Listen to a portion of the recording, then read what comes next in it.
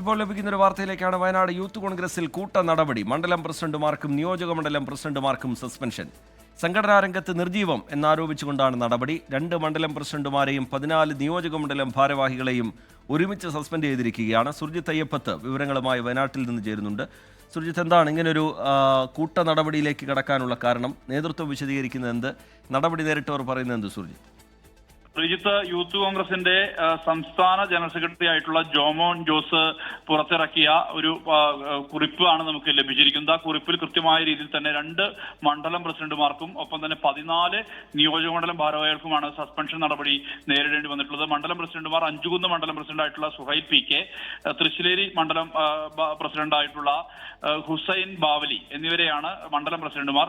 അതോടൊപ്പം തന്നെ ഉപഭാരവാഹികളായ Muhammad Unais, Nijin James, Aneesh Thalappuzha, Ajmal Pancharakkolli, Ajal James, Geoffrey Vincent, Akhil Jose, Albin Rafi, അതോടൊപ്പം രാജേഷ്, റോബിൻ ഇലവുങ്കൽ, ജിതിൻ എബ്രഹാം, രോഹിണി, രാഹുൽ ഒലിപ്പാറ എന്നിവരെയും സസ്പെൻഡ് ചെയ്തിട്ടുണ്ട്. ഇവരെ സംഘടനാ രംഗത്ത് നിർജീവമായ സാഹചര്യത്തിൽ സജീവമല്ലാത്ത ഭാരവാഹികളെ നടപടിയെടുക്കുന്നു എന്നുള്ളത് കാണിച്ചാണ് ഇപ്പോൾ വാർത്താക്കുറിപ്പ് പുറത്തു വന്നിട്ടുള്ളത്. പക്ഷേ ഇത് കഴിഞ്ഞ ദിവസം ഇവിടുത്തെ നേതൃ ക്യാമ്പിൽ വലിയ രീതിയിലുള്ള ഒരു തർക്കം ഉടലെടുത്തിരുന്നു. പ്രത്യേകിച്ച് നിയോജകമണ്ഡലം മാനന്തവാടി നിയോജകമണ്ഡലം ഭാരവാഹികളും സംസ്ഥാന പ്രസിഡന്റായിട്ടുള്ള രാഹുൽ മാങ്കൂട്ടത്തിലും തമ്മിൽ വലിയ രീതിയിലുള്ള ഒരു വാക്കേറ്റം ഉണ്ടായിരുന്നു. അത് ചൂരൽമല മുണ്ടക്കൈ പുനരധിവാസ പദ്ധതിയുടെ ഭവന നിർമ്മാണവുമായി ബന്ധപ്പെട്ടുള്ള സാമ്പത്തിക വിഷയം ചൂണ്ടിക്കാട്ടിക്കൊണ്ടാണ്. അതായത് ഈ പണം നൽകിയില്ല എന്നുൾപ്പെടെയുള്ള ആക്ഷേപങ്ങൾ സംസ്ഥാന പ്രസിഡന്റ് നൽകി. അത് വലിയൊരു ഭീഷണി സ്വരത്തിലേക്ക് മാറി. അത് തിരിച്ച് ഈ നിയോജകമണ്ഡലം ഭാരവാഹികൾ പ്രതികരണം വളരെ പരുഷമായ രീതിയിൽ തന്നെ പ്രതികരണം ഉണ്ടായി.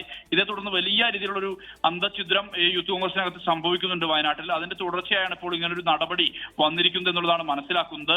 എന്തായാലും ഇതുമായി ബന്ധപ്പെട്ട് ഈ നടപടി എടുക്കപ്പെട്ട ആളുകൾ പലരും, ഒരു റോബിൻ ഇലവിങ്കൽ എന്ന് പറയുന്ന അദ്ദേഹം നിയോജകമണ്ഡലം ഭാരവാഹിയായിരുന്നു. അദ്ദേഹം സജീവമായി സംഘടനാ രംഗത്ത് ഉള്ള ആളാണെന്നാണ് പറയുന്നത്. പക്ഷേ അദ്ദേഹത്തിനെതിരെ നടപടി, അദ്ദേഹം രാഹുൽ മാങ്കൂട്ടത്തിലും വിമർശിക്കുന്ന തരത്തിലുള്ള ഒരു വോയിസ് നോട്ട് ഔദ്യോഗിക ഗ്രൂപ്പിൽ, അതായത് യൂത്ത് കോൺഗ്രസിന്റെ ഔദ്യോഗിക ഗ്രൂപ്പിൽ ഇട്ടു. അത് പുറത്തു വന്നു. അതിന്റെ എല്ലാം ഭാഗമായാണ് ഇത്തരത്തിൽ നടപടി എന്നുള്ളതാണ്. ഇതിൽ പലരും സജീവമായ ആളുകളുണ്ട് എന്നുള്ളതാണ് ഈ നടപടി എടുക്കപ്പെട്ട വിഭാഗത്തിൽ ഉൾപ്പെട്ട ആളുകൾ പറയുന്നത്. ഇതിന് പിന്നിൽ കൃത്യമായ രീതിയിലുള്ള ഒരു വിഭാഗീയമായ ഇടപെടൽ ഉണ്ട് എന്നുള്ള ഉൾപ്പെടെയുള്ള ആക്ഷേപങ്ങൾ നിലവിൽ ഉയരുന്നുണ്ട്.